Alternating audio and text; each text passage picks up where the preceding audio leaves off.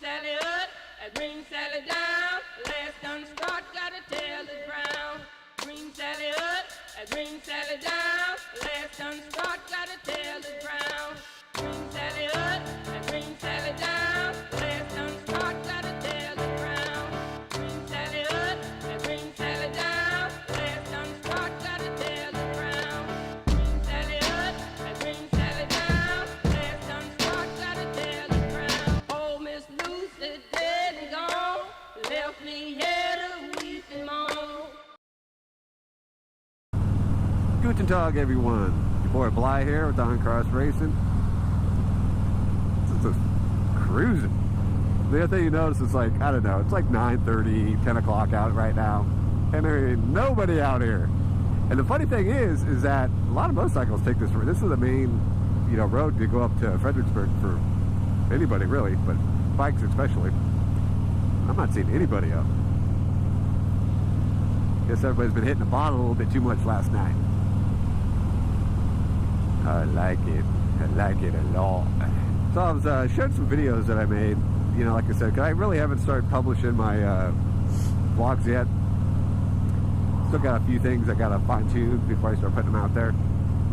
But I had a friend I shared some, kind of the way you get started is you shoot a lot of video and I shoot it to music.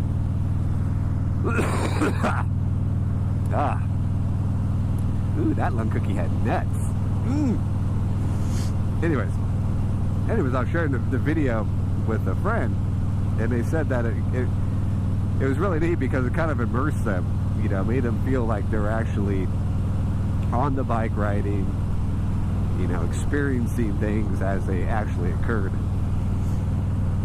Which, having the camera in this location, I think is one of the benefits of having it there. When I first started GoPro a long time ago, I was doing dirt bikes and quads, I had it on top of the helmet, and it gave you more of a, like if I was riding on somebody's shoulders riding the bike. And that was just a little bit odd, to say the least. But this goes a lot better as far as the experience. But the thing I find interesting, and the people that actually watch these, motorcycle vlogs, it's like, it's a combination of people that ride, and also a combination of people that don't ride. Maybe they wish they could ride. Maybe they're starting to get into riding, or wanting to get into riding. Whatever the case may be, I think they kind of watch the videos to kind of see what it's like. All I can say is, man, get out there and just, if you're thinking about you want to ride or you want to start motorcycling, just go do it. I've been doing it since I was 18. My mom didn't want me to get a motorcycle until she said I couldn't do something. When I turned 18, I was just like middle finger in the air, got my first bike, and called it a day. So anyways, and I had problems, a couple things that I did with, my bike here and there, but for the most part, didn't have too many issues as far as accidents or mess ups. Definitely got a little bit of a learning curve, but it is so much fun. It's so much of a different experience than driving a car. So if you like the adrenaline rush, like one thing, my wife, she freaks out. She's like, you're on an 800-pound motorcycle and you take your hands off the handlebars. I'm like, you have no idea how perfectly balanced this shit is. I told her, it's like, man, I used to ride my bicycle from my house all the way to school. I don't know, even it was 5 miles or something like that, and I'll just be pedaling my little ass off. And I didn't touch the handlebars once. It was like literally, it's just like, didn't need to. So it's a balance thing. So if you have coordination, you got a little bit of balance, you're fine. But it's so liberating. I don't know how, I can't say any of this stuff enough. Liberating, freeing, exhilarating. It's just an unbelievable feeling. So go take some classes. If you're in the States, go do the Motorcycle Safety Foundation, MSF courses. Take those. Take some advanced courses. Don't just take the basic one and call it a day, get your license and go do your thing. Take all the courses you can. And find a riding group, because riding by yourself, not nearly as fun as riding in a group. I mean, there's like pros and cons. Like right now, I'm by myself, so it's like, I can do my own thing. I'm on my own schedule, you know, but I've spent years riding solo, and just recently, kind of when I got the Harley, got into the whole Harley owners group or the hog chapters, and I go riding with friends and with the group, and that's so much more fun. So, because you get to share your experience with other like-minded individuals. So definitely recommend that.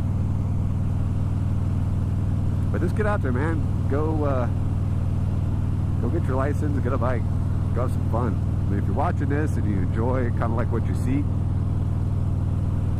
it's way better if you're actually on the bike and you're in the control. So, oh, dude, that's got a big old shit-eating grin. Now, is that a fuck term or what? Somebody had a shit-eating grin. So you're really gonna be that mother happy eating some shit? That don't make no sense. That's about the dumbest thing. Pie-eating grin? Chocolate cake-eating grin? Steak-eating grin? Just a lot of better things you can think of besides shit-eating grin. Wipe that shit-eating grin off your face. I don't know. I just don't think people think about some of the little things they come up with. Oh, dude. Okay, so if you do get motorcycling, go get yourself a Cena headset. They're kind of quirky, not the best in the world, but they're probably one of the better ones out there. You can listen to tunes on your off your phone, and you can talk to your buddies. Ooh, that lump cookie had sprinkles. But yeah, you know, so you can talk to your buddies up to about, I don't know, I think about 8.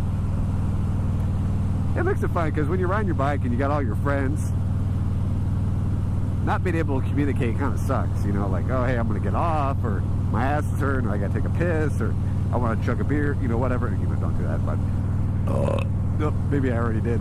But if, you know, doing any of that kind of stuff, you know, being able to communicate with your buds, it just makes things that much easier. I mean, there's been times when we've gone out, and then at the end of the ride, it's like I'm like Horace, because we've just been shooting the shit the entire time. So the thing I'm going to try to figure out is how can I get into this hill country rally without spending $55? Because I can see if you're staying the whole fucking weekend, they want to charge you $55 to stay for a day.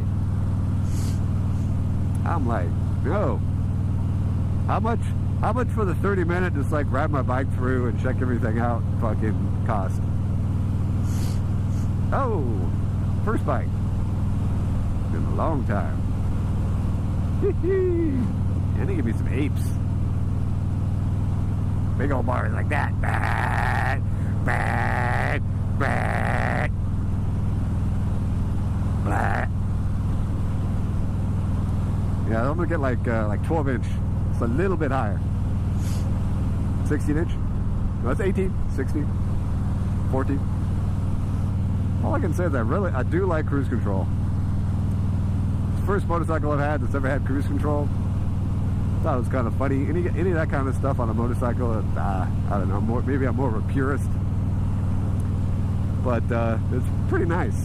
I think the big nice thing is I can like do that, and then I can, you know, do stuff with my hands. My hand talk with my hand. I talk with my hand. Talk with my hand. No. But you know, if I wanted to pretty much take my hand off my throttle, if I wanted to mess with my bag, doing that kind of stuff. Whoop. But yeah, cruise control is definitely nice. It's still a choice. If you have the means, I highly recommend you picking one up. That's a good road right there. Whoop, whoop. Whoop, whoop, whoop.